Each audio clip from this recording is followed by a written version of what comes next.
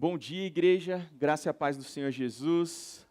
Muito bom mesmo estar aqui, me apresentando um pouquinho mais. Eu me chamo Leandro, tenho 32 anos, já estou aparentando um pouquinho mais, né? Mas sabe como é, né? O ministério vai pesando, brincadeira. É muito bom servir ao Senhor na igreja e temos feito isso há muito tempo, mas essa história começa, hoje eu sou casado, minha esposa está aqui, a Milena. Mas essa história começa há muitos anos atrás, com a minha conversão, essa história de ministério pastoral e tudo mais.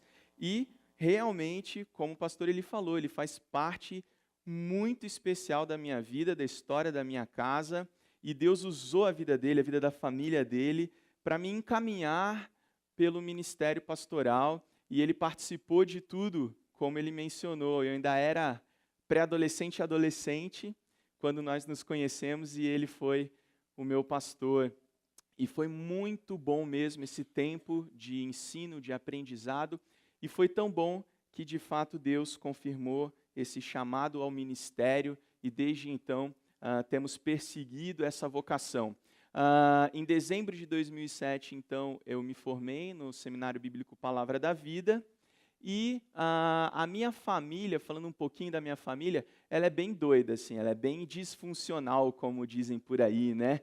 Porque os meus pais se separaram, eu nasci no Rio de Janeiro, meus pais se separaram, e aí eu vim com a minha mãe para São Paulo, né? E aí o que a gente ia fazer, onde a gente ia? Então a gente acabou morando 1 ano com os meus avós, aí eles já voltaram para o Rio, e aí eu acabei morando com os meus tios. E fiquei com os meus tios desde então. Eu fiquei morando com eles 15 anos, eles me adotaram literalmente, e foi nesse lar que eu conheci a Jesus, conheci o pastor Eli, e toda a minha história de ministério com o Senhor foi desenvolvendo. E aí eu comecei, dentro dessa loucura toda de família, Deus foi colocando várias pessoas como referência para mim, e essas referências eu tive o privilégio de ter vários pais e várias mães, por assim dizer. E uma das pessoas muito queridas no meu coração é o meu avô.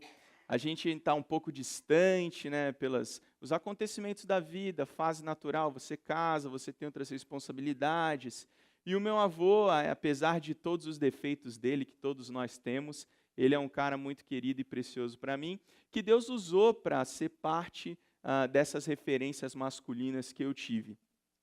E o meu avô, ele tinha um carinho muito especial por um tal relógio que ele tinha, um relógio de bolso, que na verdade foi um presente do seu pai.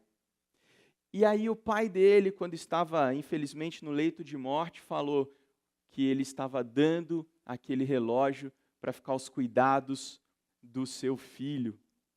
E aí o meu avô então pegou aquele relógio e cuidou daquele relógio. Graças a Deus, meu avô ainda está vivo, mora lá no Rio de Janeiro, atualmente em Teresópolis. E aí, quando eu me formei, naquela data que eu mencionei, lá em dezembro de 2007, meu avô não pôde participar da minha formatura, mas ele me enviou um presente. Adivinha qual foi o presente que ele me mandou? O relógio. Eu trouxe o relógio hoje aqui para vocês verem. E esse relógio aqui foi um presente de várias gerações, né? E esse relógio eu tenho com muito carinho, às vezes eu esqueço onde ele está na minha casa, de tão bem que eu escondo, mas de vez em quando tem que pegar, limpar, dar corda, né? E ele é muito fácil de manusear, ele é bem simples, mas é um relógio que passou por várias gerações da minha casa, várias gerações da minha família. Eu estou segurando aqui não apenas um presente, mas também um instrumento de tempo, né? Literalmente por ser um relógio, mas também porque passou muito tempo na minha família, gerações. E como o tempo é complexo, como ele passa rápido, como a gente se acha dono do tempo, que tem o tempo em nossas mãos e acontece alguma coisa na nossa vida e a gente descobre que não é bem assim, o tempo não está tão tranquilo e nem tão favorável, como já disse um poeta dos últimos séculos. Mas, brincadeiras à parte, o tempo é algo que nos consome.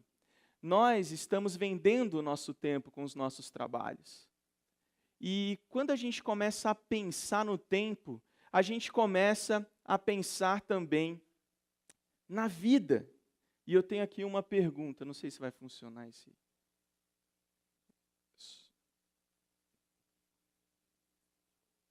Tá ligado, né? Ah, agora foi. Obrigado, tem que apontar para lá, né? Tá bom. Ficou meio pequenininho aí, dá para ver? Eu queria que os irmãos pensassem nisso. Quanto vale uma vida? Quando a gente ganha um presente como esse que eu ganhei, inicialmente a gente olha e fala, ok, é um relógio. Mas, como eu disse, esse é um relógio que atravessou gerações. Alguns já se foram, outros estão quase indo. E nós temos que lidar com isso. E quanto tempo eu tenho, eu não sei. Quanto tempo você tem, você não sabe. A Bíblia diz que a vida é como uma neblina que passa num piscar de olhos. Eu não sei se você costuma dirigir, eu não sei se você já dirigiu ou estava num veículo, num ônibus de viagem ou alguma coisa assim, mas você passou por uma experiência da neblina. Do nada, tudo desaparece, você só vê coisas brancas, uma fumaça densa, branca à sua frente, você não enxerga 5, 10 metros à frente. E aí isso dá um desespero. E eu pergunto para você hoje, meu irmão, quanto vale uma vida? Porque quando a gente começa a pensar em tempo, automaticamente nós somos levados, dirigidos, conduzidos a pensar sobre a nossa própria vida.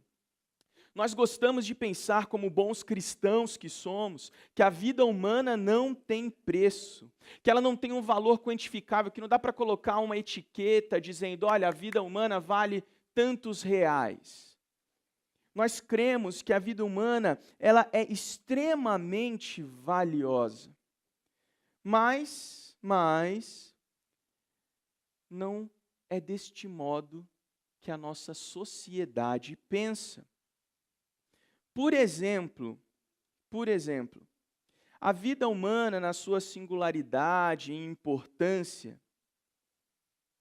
ela realmente não tem um valor quantificável. Não dá para a gente escrever um valor para a vida humana. Mas, por exemplo, no mundo jurídico, é necessário estabelecer um tipo de valor, o que eles chamam de quantum. É colocar um valor em cima da vida humana, por assim dizer, porque eles precisam ter aí um parâmetro para efeitos de indenização. Se você sofre algum tipo de acidente, quanto o seguro vai pagar pela sua vida? Recentemente eu tomei um susto. Eu nunca fui muito de pensar na morte, mas o fato é que todos nós somos envelhecentes, estamos envelhecendo a cada novo dia que acordamos. E aí, de repente, eu comecei a pensar, nossa, se eu morrer hoje, o que eu vou deixar para minha esposa? Como eu vou ajudá-la a cuidar da vida daqui para frente? E aí eu fiquei pensando, eu preciso fazer alguma coisa, né? E um amigo nosso lá da igreja mexe com o seguro de vida, e aí ele foi lá apresentar o projeto da empresa dele de seguro de vida. E papo vai, papo vem, papo vai, papo vem, ele fala o valor. Você paga tantos reais por mês, que aí você vai ter direito a, se você morrer, 200 mil reais para a sua família. Nossa, que bolada, né? Aí você fala, beleza, vamos fazer esse negócio que vale a pena, né? Mas eu falei, e se eu morrer agora? Eu estou saindo aqui, tropeço, bato a cabeça, eu já assinei esse negócio, está valendo? Está valendo. Eu fiquei tranquilo. Aí ele foi conversando e me explicando mais sobre aquele plano de seguro de vida. E aí ele me falou o seguinte, se você sofrer um acidente e você ficar aí incapacitado de trabalhar, de andar, de dirigir, esse valor aumenta. E aí eu me senti como se eu estivesse no açougue, e aquilo começou a me assustar. Ele falou, olha, se você perder uma perna, é tantos reais, mas se você perder uma perna e um braço, é tantos. Mas se você ficar com metade do rosto paralisado, eu falei, pode parar com esse assunto, que eu estou ficando assustado aqui. Não estava preparado para isso. Mas, para esses efeitos, existe então um preço para a vida humana. Só para você ter uma ideia, eu acho que você lembra do atentado de 11 de setembro de 2001. Não é algo tão distante assim. Faz tempo, mas não é tanto assim. Você provavelmente lembra da tragédia que aconteceu. Mais ou menos 2.280 vítimas desse atentado foram indenizadas. E elas receberam 2 milhões de reais cada uma. Aí, um pouco mais para frente, teve o ataque às Torres Gêmeas, ainda nos Estados Unidos. Não sei se você lembra, mas 6 anos mais tarde, 32 vítimas foram indenizadas. Sabe quanto? 180 mil dólares por cabeça. Olha como o preço é totalmente distante, diferente. Mas que história é essa, pastor Leandro? Você está falando de preço na vida? Eu estou querendo que você pense quanto vale uma vida, quanto vale a sua vida, a vida dos seus filhos, quanto vale a vida do seu cônjuge. E essa pergunta, ela fica na nossa cabeça. Recentemente, de uns 2, 3 anos para cá, o valor do ser humano mudou muito. Quando a gente pensa num preço, quando pensa num valor financeiro, esse preço mudou muito. Sabe por causa de quem? Do Estado Islâmico.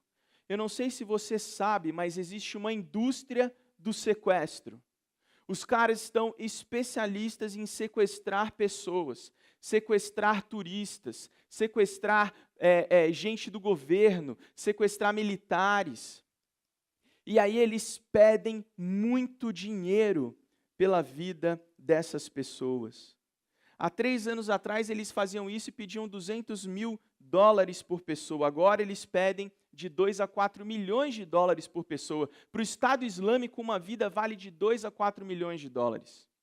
Eu nem sei quanto dinheiro é isso. Se colocar numa sala aqui, transformar em real, então, né? Com essa taxa aí de conversão doida, eu nem sei quanto é isso. Mas eu fico pensando quanto vale a vida humana.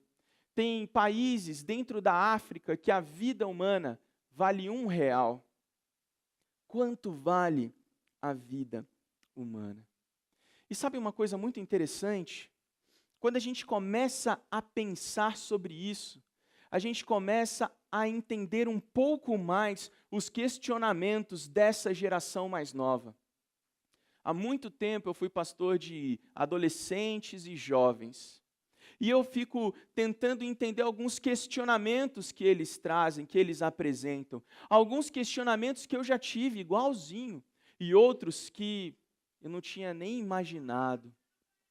Mas esses questionamentos estão lá, e eles não sabem lidar com isso. Você e eu temos dificuldade de falar sobre aquilo que não sabemos lidar. E aí nós ficamos calados. Mas tem uma coisa que eu quero falar nessa manhã, e ela tem a ver com o suicídio. O suicídio hoje no Brasil ela é uma realidade muitas vezes silenciosa, porque nós não sabemos lidar com isso, e não sabendo lidar com isso, nós preferimos nos calar. Mas nesta manhã nós estamos falando sobre a valorização da vida, e para falar de vida, entender a vida, precisamos olhar para a morte. Da mesma maneira que o tempo nos faz pensar na vida, a vida, olhada do ponto de vista da morte, tem um ressignificado, um novo sentido. E alguns dados para os irmãos aqui entenderem um pouquinho mais o que está acontecendo hoje, talvez dentro das suas próprias casas. A cada 40 segundos, uma pessoa se mata no mundo. Uma pessoa comete suicídio no mundo, totalizando quase 1 milhão de pessoas por ano. 1 milhão de pessoas por ano estão tirando a própria vida. Quanto vale uma vida? Estima-se que entre 10 e 20 milhões de pessoas pensam e tentam cometer suicídio por ano. Se 1 milhão de pessoas consegue cometer suicídio por ano, de 10 a 20 milhões de pessoas está tentando ou pensando cometer suicídio. De cada suicídio, uma pessoa comete suicídio, 6 a 10 outras pessoas são diretamente impactadas. A família. A família. Se uma pessoa da sua família cometeu suicídio, abalou toda a casa. Os pais, os avós, os amigos mais íntimos, de almoçar junto no domingo depois do culto. Todo mundo é abalado. Onde foi que eu errei? É a pergunta que é dita. O que eu deixei passar? Um estudo na Unicamp diz que 17% dos brasileiros, em algum momento da vida, pensou seriamente em tirar a própria vida. 17% de todos os brasileiros, segundo a Unicamp, já pensou em tirar a própria vida. Em uma sala com 30 pessoas, 5 delas já pensaram em suicídio. Conta rapidinho quantas pessoas tem aqui. Você já pensou em suicídio? Em tirar a própria vida? Tamanho era o seu desespero, a pressão que você estava sentindo? Não, mas a gente está na igreja, a gente não fala sobre isso. Vou orar por você, irmão. E a gente para por aí. Mas eu ainda vou terminar esses dados com um último dado que vai mexer com o seu coração, mexer com a sua cabeça, assim como tem mexido com o meu. Hoje no Brasil, 25 pessoas morrem por dia, vítimas de suicídio. 25 pessoas estão tirando a própria vida aqui no Brasil. 25 pessoas por dia. Algumas outras pesquisas mais recentes, essa amostra, ela é uma base de dados avaliada desde 2014, mas algumas pesquisas mais recentes desse ano de 2017, avaliando o primeiro trimestre, já estão falando de 32 pessoas cometendo suicídio por dia. Mas como a gente mensura isso quando a gente encontra uma pessoa morta? Como que a gente descobre que foi suicídio? Ainda existe um número escondido que não é muito bem definido ou classificado como suicídio. Então, provavelmente esse número de 25 ou 32 que já estão falando é muito maior. Mas isso é aqui no Brasil, na nossa terra. A média brasileira é de 6 a 7 mortes a cada 100 mil habitantes. Uau, é muito suicídio. Só que quando a gente olha para o mundo, é de 13 a 14 mortes por 100 mil habitantes. Então, se você olhar, as pessoas aqui olham para os nossos dados no país e falam, não, mas a gente ainda está bem. A gente ainda não está nessa classificação mundial de alto índice de suicídio. Não são 13, 14, não. É de 6 até, no máximo, 7 mortes. Gente, mas isso é um número altíssimo. Mas sabe o que está escandalizando o mundo? O que está fazendo o mundo olhar para o Brasil sobre esse assunto? É que esse índice está crescendo no meio jovem. Adolescentes e jovens. Sabe o maior índice de crescimento? Posso falar a idade para vocês? Entre 10 e 12 anos de idade. 10 e 12 anos de idade. Esse assunto ele é mantido a 4 paredes. A gente não fala muito sobre suicídio. Mas existem pessoas falando por aí. Através das redes sociais, da internet.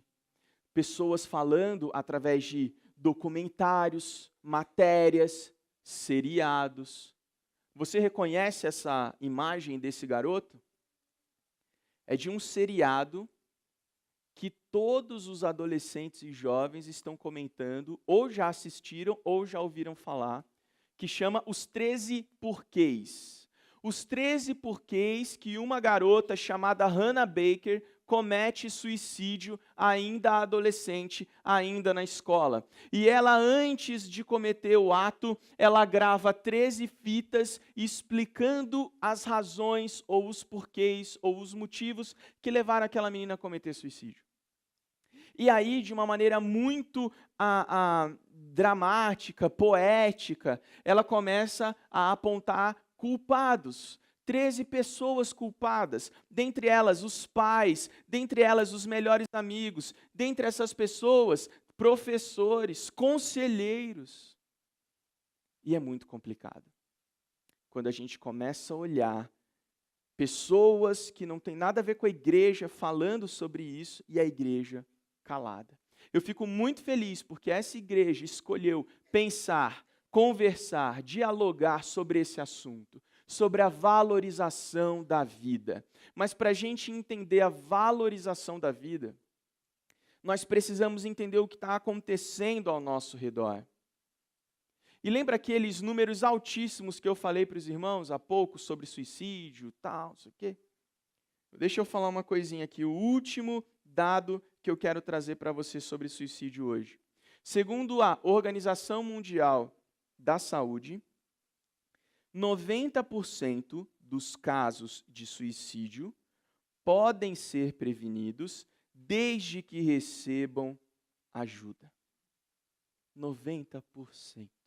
Se a gente está falando de 1 milhão de pessoas cometendo suicídio por ano, 90% desse número, 900 mil pessoas podem ser salvas, se elas receberem ajuda. Você está entendendo o empoderamento que Jesus está te dando aqui? Você está entendendo a missão que Deus está te dando aqui? Você pode fazer parte disso, porque o que nós cremos como cristãos é que Deus valoriza a vida, ainda que nem nós mesmos a valorizemos. Deus valoriza a vida. E eu quero convidar os irmãos para que possamos ler um texto de Marcos capítulo 5. E eu vou estar falando sobre o versículo de 1 a 20, mas eu vou ler de 1 a 15. Mas depois você lê com calma todos os versículos de Marcos. Por se tratar de um evangelho, você pode ver esse mesmo texto em Mateus, você pode ver alguns detalhes diferentes. E quando a gente começa a pensar nesse episódio específico, onde Jesus cura um endemoniado, a gente começa a entender um pouco mais sobre a valorização da vida. E eu gostaria de convidar os irmãos para a gente ler esse texto, e antes disso eu gostaria de orar mais uma vez. Senhor, que o Senhor possa falar aos nossos corações através da Tua palavra.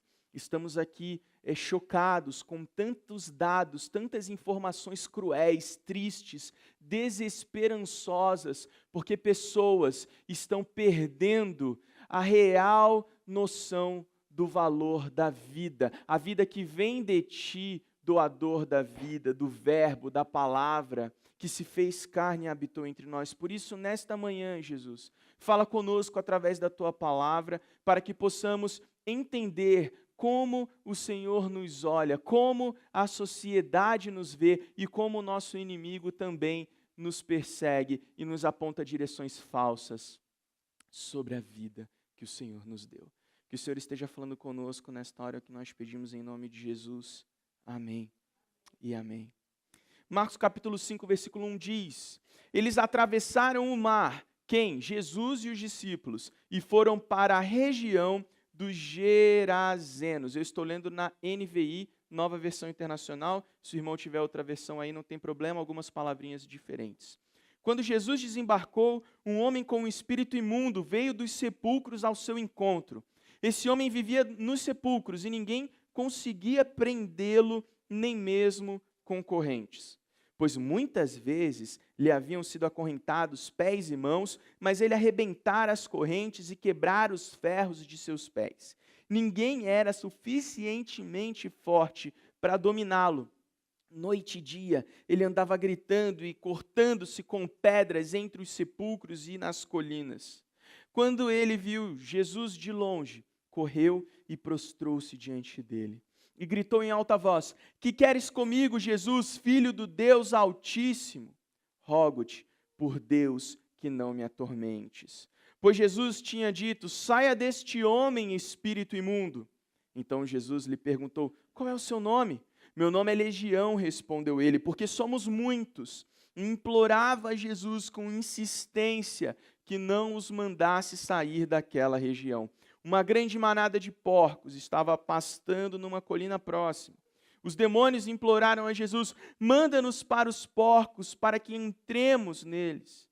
Ele lhes deu permissão, e os espíritos imundos saíram e entraram nos porcos. A manada, de cerca de 2.000 porcos, atirou-se precipício abaixo em direção ao mar e nele se afogou. Os que cuidavam dos porcos fugiram e contaram esses fatos na cidade e nos campos, e o povo foi ver o que havia acontecido. Quando se aproximaram de Jesus, viram ali o homem que fora possesso da legião de demônios, assentado, vestido e em perfeito juízo, e ficaram com medo. O que esse texto nos fala sobre a valorização da vida? Essa grande pergunta tem ecoado gerações, assim como aquele meu relógio. As pessoas estão perguntando: quanto vale uma vida? Quanto vale a minha vida? Quanto vale a sua vida? E os adolescentes de hoje, os jovens, eles são meio kamikazes, né? Para eles denunciarem um problema, eles se ferem, eles se machucam. Porque eles não sabem lidar com esses problemas. É muito difícil mesmo. Temos problemas da nossa vida extremamente difíceis de lidar, que dá desespero. E aí vem um Netflix, vem aí um seriado que começa a falar sobre como você pode cometer suicídio. Mas, na verdade, o que essa série está propondo é trazer esse assunto para dentro da nossa agenda, para dentro das nossas reuniões, para dentro do nosso lazer, porque hoje você vai sentar para ver um filme, ver um seriado, ver um documentário, é um momento de lazer. E você faz isso em família também. Tem séries que você vê junto com a sua família, ou filmes que você vê junto com a sua família. Eu espero que você não veja novela junto com a sua família. Mas a gente vê aqui os 13 porquês aparecendo, história como Baleia Azul. A Baleia Azul, vocês sabem o que é? Vocês já ouviram falar? Basicamente é um desafio de 50 dias, ou seja, você vai fazer 50 passos e dentro desses desafios você vai se ferir, você vai ferir a sua família, você vai fazer tudo que uma pessoa comum não faria, como por exemplo ver filme de terror 3 horas da manhã durante vários dias seguidos. Coisas assim, bem tranquilas para você ficar meio perturbado, e aí no final de tudo você escolhe um lugar bem alto e pula. Olha que legal. Horrível, né? Horrível. E aí tem gente tratando a vida como lixo. E quem trata a vida como lixo? Esse texto nos diz. Quem nos ensina a valorizar a vida como Deus quer que nós a valorizemos? Esse texto fala sobre isso. Como a sociedade lida com isso? Esse texto fala sobre isso. Então, rapidamente, eu quero convidar os irmãos para a gente pensar. Quanto vale uma vida para Jesus? Eu escolhi essa foto porque mostra aí, né, um tipo jovem de tênis em movimento. Ele está caminhando. Quanto vale uma vida para Jesus? Eu comecei lendo um texto que fala: eles atravessaram o mar e foram para a região dos Gerazenos. Quem? Quem atravessou o mar? Jesus e os discípulos. Aí a gente olha um capítulo antes, a gente olha para Marcos capítulo 4, e a gente vai ver Jesus cansado, sobrecarregado por multidões, entrando num barco. De tão cansado que ele estava, ele dorme no barco. Vem uma tempestade sobre o barco, chacoalha o barco de um lado para o outro, e Jesus está tão cansado que ele continua dormindo. Talvez você, mulher, está pensando aí no seu marido, roncando, né? Plena 8 horas da noite no sofá, de tão cansado, e você fala: não é possível, ele acabou de sentar aqui, já está roncando. Qualquer situação semelhante é mera coincidência. E aí, você pensa nessa cena, daquela pessoa querida que você sabe que ronca pra caramba, de tão cansada, chega numa situação onde está todo mundo conversando, todo mundo... Tem gente que dorme no culto, né, pastor Eli? De tão cansado dorme no culto. E aí, Recentemente, eu vou contar uma coisa que não devia ter feito, mas eu fiz. Recentemente, estava eu pregando para os adolescentes da igreja. O pastor de adolescentes me convidou. Eu amo essa geração. Eu falei, vou pregar para eles. Estou lá pregando para os adolescentes. Tudo acontecendo. Louvor, pregação, apelo. O pessoal levantava, sentava, fazia dinâmica. E um menino, um abençoado, um ser humaninho, coloca um capuz, cruza a perna, cruza os braços e dorme o culto inteiro. E eu deixei ele dormir o culto inteiro. Falei, bom, de repente, o espírito, vai por osmose ali e ele vai sair daqui abençoado também. Deixei ele lá dormindo e aí eu comecei a fazer uma brincadeira com ele. Não devia, mas fiz, combinei com todo mundo no microfone, como estou agora. Combinei, olha, vamos acordar o Pedro, tudo bem?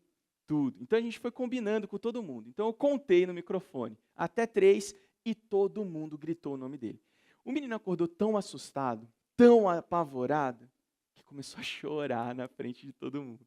Por isso que eu não devia ter feito isso, pela exposição que eu fiz para o menino. Mas ele mereceu, então eu pedi perdão por esse pecado e segui em frente. Mas depois fui lá, brinquei com ele e tudo mais, Faz parte do ministério pastoral. E aí eu fiquei pensando, o cansaço que esse menino não estava. E hoje em dia a gente sabe, que os adolescentes têm uma vida mais ativa do que a gente sonhou um dia em ter. Os caras não param um segundo, eles estão para cima e para baixo, na casa de um, na casa do outro, na escola, que agora vai período integral, e volta e desce e faz aquilo, e ainda vai na igreja. E aí eu fiquei pensando, meu Deus, ele estava muito cansadinho mesmo. E aí quando eu li esse texto, eu lembrei dessa cena. A gente fazendo tudo e o menino dormindo. A gente gritando e o menino dormindo. A gente cantando e o menino dormindo. A gente fazendo apelo e o menino dormindo. A gente fazendo dinâmica e o menino dormindo. E aí Jesus estava com esse tipo de cansaço aqui. A ponto de um discípulo correr, e aí no capítulo anterior você viu isso, chacoalhar ele, acorda Jesus, salva a gente. Salva a gente.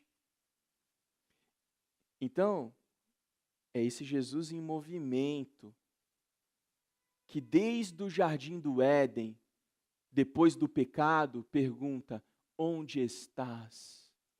Quando a gente lê em Gênesis, Deus perguntando onde estás para Adão, para Eva, não significa que Deus não sabia. Ele sabia, mas ele estava dizendo, em outras palavras, eu vim ao seu encontro, mesmo desse jeito aí. E aí, logo na sequência do texto de Gênesis, Deus providencia roupas que não eram de plantas. E ele sacrifica um animal para fazer roupas da pele daquele animal. E aí, Deus providencia um sacrifício para que aquela vida começasse o seu processo de restauração. E aquela vida, Adão, representando todos nós, Eva representando todos nós estamos falando de um resgate da humanidade. Então, é Deus em movimento, Jesus em movimento. Jesus atravessou aquela tempestade para chegar do outro lado, para encontrar aquele indivíduo possesso. E eu estava estudando um pouco sobre legiões romanas, e as legiões romanas, quando você usava essa expressão legião, significava mais de 2.000 soldados. E aí a gente lê o texto e fala que mais ou menos 2.000 porcos foram possessos, ou endemoniados com esses espíritos. Então, quanto vale uma vida para Jesus? Vale o movimento de Jesus se tornando o Emanuel, o Deus conosco, de sair dos céus e vir ao nosso encontro para nos resgatar. Quanto vale uma vida para Jesus? Tudo. Quando ele criou todas as coisas, Deus viu que era bom, mas quando ele criou o homem, ele disse que era muito bom. O ser humano, você e eu somos o ápice da criação de Deus. E ele nos restaura, nos resgata através do seu sangue na cruz do Calvário. Quanto vale uma vida para Jesus? Ora, Jesus lutou com tempestade, com o demônio e com a própria sociedade para restaurar aquele homem.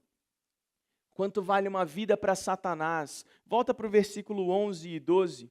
Uma grande manada de porcos estava pastando numa colina. Os demônios imploraram a Jesus: manda-nos para os porcos. Jesus deu permissão e os espíritos imundos foram para os porcos. Quanto vale uma vida para Satanás? Nada. É como um porquinho, não vale nada, não tem valor nenhum.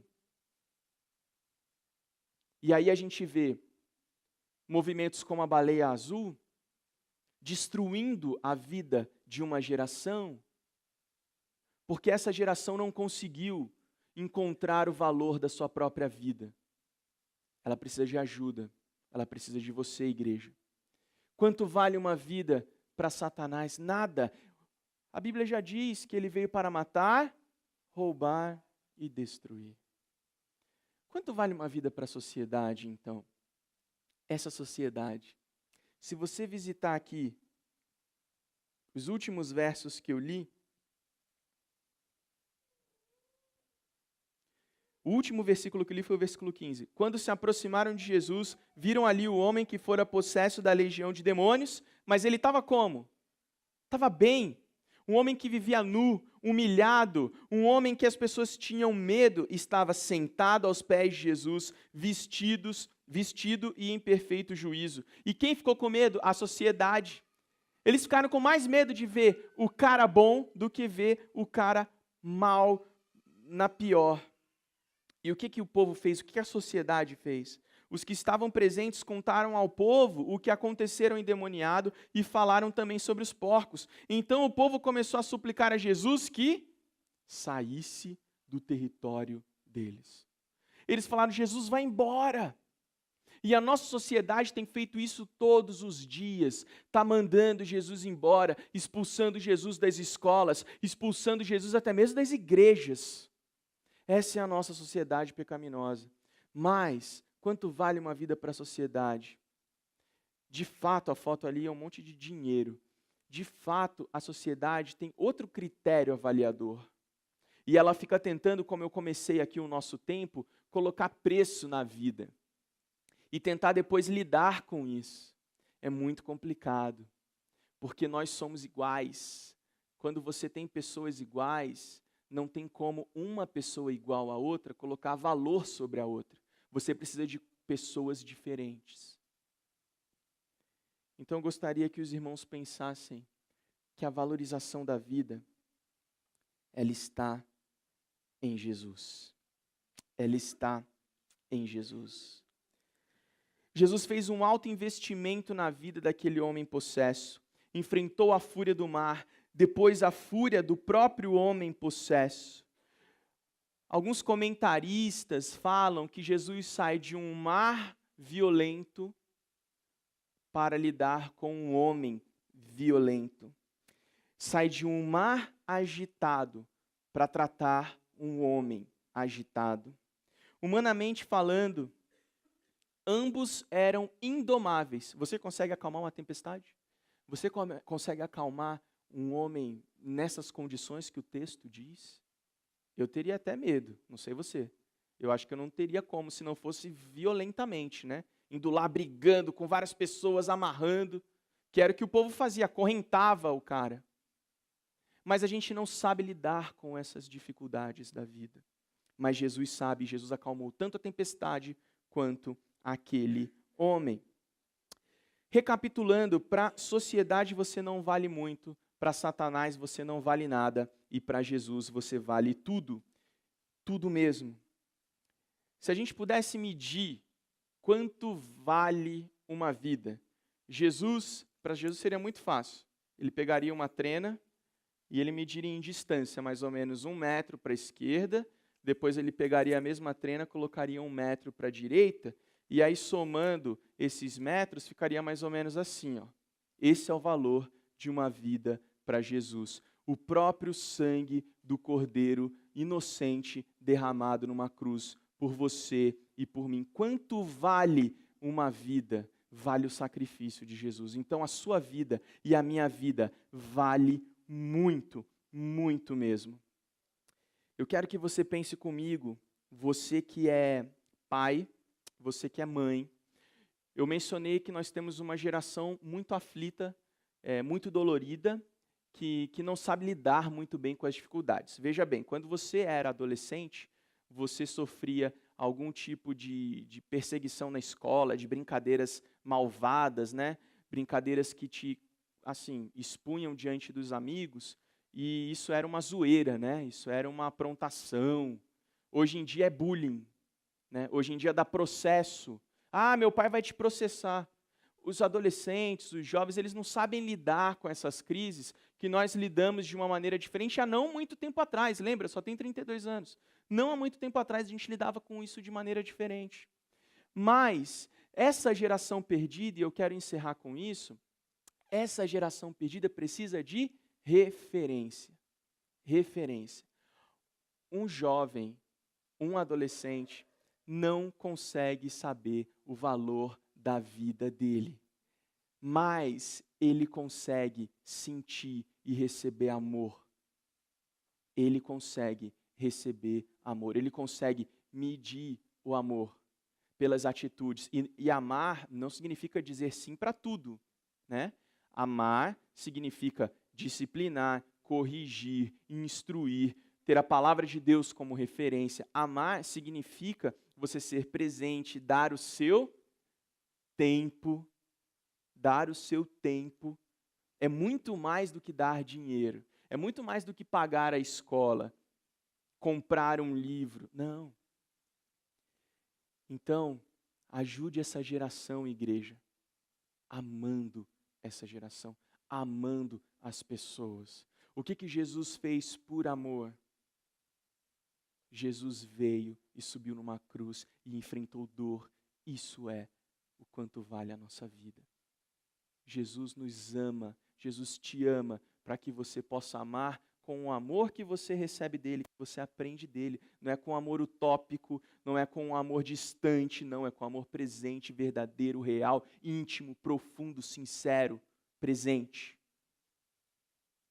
E esse é o nosso desafio, amar com o amor de Jesus. Quanto vale uma vida para Jesus? O sacrifício dele, o sacrifício para ter cada um de nós, os escolhidos dele, para a eternidade. Eternidade junto com o Senhor. Então, ame essa geração. E sabe uma coisa interessante? Vendo aquela série sobre suicídio, eu percebi que a menina tem muito medo. Medo da família, medo de decepcionar os amigos, medo de não ser aceita na sociedade. E vários desses motivos, no final, acabam com o medo. Essa geração mais nova tem medo daquilo que ela não conhece. Espero que ela possa conhecer o amor através de nós. E também eu espero, igreja, e eu quero encerrar com isso, que as pessoas possam experimentar algo verdadeiro através da nossa vida. E que seja o Evangelho. E que seja o sacrifício de Jesus, morto e ressurreto na cruz depois do terceiro dia. E a Bíblia nos diz que o amor lança fora. Vamos amar? Pastor Eli? Amém.